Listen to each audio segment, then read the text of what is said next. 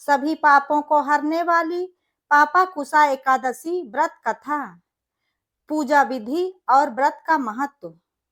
पापाकुसा एकादशी इस बार 13 अक्टूबर दिन रविवार को मनाई जाएगी। इस दिन लोग भगवान विष्णु की पूजा आराधना करते हैं और विधि पूर्वक व्रत रखते हैं।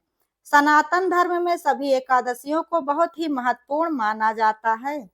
इस समय आश्विन महीना चल रहा है। इस महीने के शुक्ल पक्ष में आने वाली एकादशी को पापाकुसा एकादशी के नाम से जाना जाता है। इस दिन लोग पूरे विधि विधान से व्रत रखते हैं और भगवान विष्णु की पूजा अर्चना करते हैं। ऐसी मान्यता है कि इस दिन भगवान विष्णु को सबसे प्रिय मानी जाने वाली माता तुलसी भी उनके लिए व्रत रखती हैं और यही कारण है कि इस दिन तुलसी माता में जल नहीं दिया जाता है। कहते हैं कि इस दिन तुलसी को जल देने से उनका व्रत खंडित हो जाता है, इसलिए पापाकुसा एकादशी के दिन तुलसी में जल नहीं देना चाहिए। इस दिन भगवान विष्णु को तुलसी दल अर्पित करने से वह बहुत प्रसन्न होते हैं, लेकिन वो तुलसी दल आपको एक दिन पहले ही तोड़कर रख लेना है। एकादशी के दिन तुलसी तोड़ना व तुलसी का स्पर्श करना वर्जित माना गया है। पापाकुसा एकादशी की तिथि और शुभ मुहूर्त। हिंदू पंचांग के अनुसार आश्विन माह के शुक्ल पक्ष की एकादशी तिथि 13 अक्टूबर को है। इसी दिन पापाकुसा एकादशी का व्रत रखा जाएगा। एकादशी तिथि 13 अक्टूबर को सुबह 9:08 से शुरू होकर 14 अक्टूबर को सुबह 6:41 पर समाप्त होगी। पापाकुसा एकादशी के व्रत का पारण 14 अक्टूबर को किया जाएगा। पापाकुसा एकादशी की पूजा विधि। एकादशी के दिन सुबह सबसे पहले स्नान आदि से निर्वित होकर व्रत का संकल्प लेना चाहिए। संकल्प लेने के बाद एक लकड़ी की चौकी पर पीला कपड़ा बिछाकर उसके ऊपर भगवान विष्णु की मूर्ति रखें और विधि विधान से भगवान विष्णु और माँ लक्ष्मी की पूजा अर्चना करें। पंचामृत से स्नान करवाएं और उसके बाद पीले फूल, पीले फल, पीले फूलों की माला, पीली मिठाई भगवान विष्णु को पूर्ण श्रद्धा भाव से भोग लगाएं। पूरे दिन व्रत रखें और रात में भगवान विष्णु के सहस्र नाम का पाठ करें। अगले दिन यानी द्वादशी को सुबह ब्राह्मण को भोजन और दान दक्षिणा देकर व्रत को खोलना चाहिए। पापाकुसा एकादशी व्रत का महत्व। मान्यता है कि पापाकुसा एकादशी का व्रत करने वाले भक्तों को 1000 अश्वमेध यज्ञ का और 1000 सूर्य यज्ञ के समान फल की प्राप्ति होती है। इससे भक्तों के जीवन में हमेशा खुशहाली बनी रहती है। इस दिन भगवान विष्णु के पद्मनाभ रूप की पूजा का विधान है। भक्तों को इस दिन सात्विक भोजन करना चाहिए और पीले वस्त्र धारण करके पूजा करनी चाहिए। ऐसी मान्यता है कि ऐसा करने से आपको मनवांछित फल की प्राप्ति होती है। इस दिन भगवान विष्णु के पद्मनाभ रूप की पूजा करने से साधक के जीवन में सदैव सुख समृद्धि बनी रहती है। ऐसी मान्यता है कि इस व्रत को करने वाले भक्तों को इस लोक में समस्त सुखों की प्राप्ति होती है और अंत में उन्हें मोक्ष की प्राप्ति भी होती है। पापाकुसा एकादशी पर क्या करें क्या ना करें। पापाकुसा एकादशी के दिन तुलसी पूजा के कुछ खास नियम बताए गए हैं।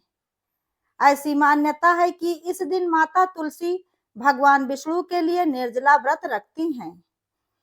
इसलिए इस दिन तुलसी में ना तो जल चढ़ाना चाहिए, ना ही उनका स्पर्श करना चाहिए, क्योंकि ऐसा माना जाता है कि एकादशी के दिन उनका स्पर्श करने से माता तुलसी के व्रत में बाधा आ सकती है और उनका व्रत खंडित हो सकता है, जिससे हमसे माँ तुलसी के साथ साथ भगवान विष्णु भी रुष्ट हो सकते हैं।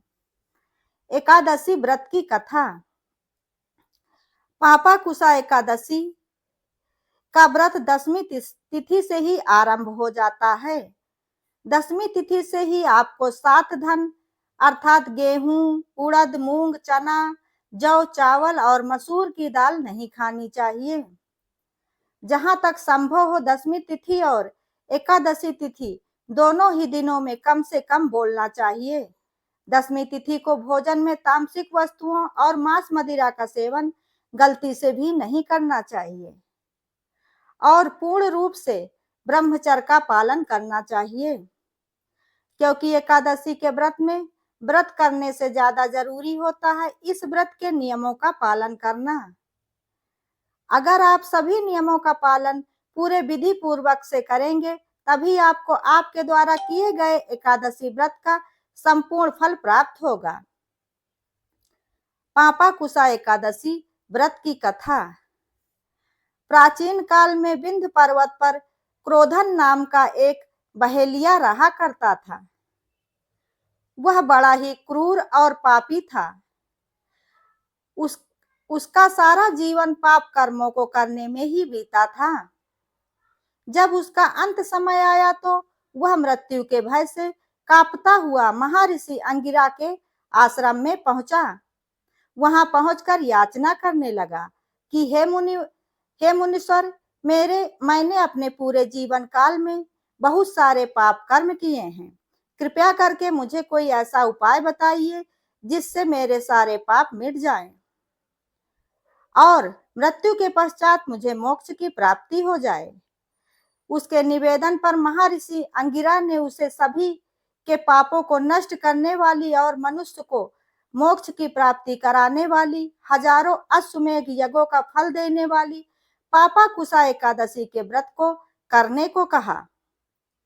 महर्षि अंगिरा के कहने के अनुसार उस बहेलिया ने पूर्ण श्रद्धा और भाव के साथ पूरे विधि विधान से 10वीं तिथि से ही सभी नियमों का पालन करते हुए पापाकुशा एकादशी के व्रत को किया।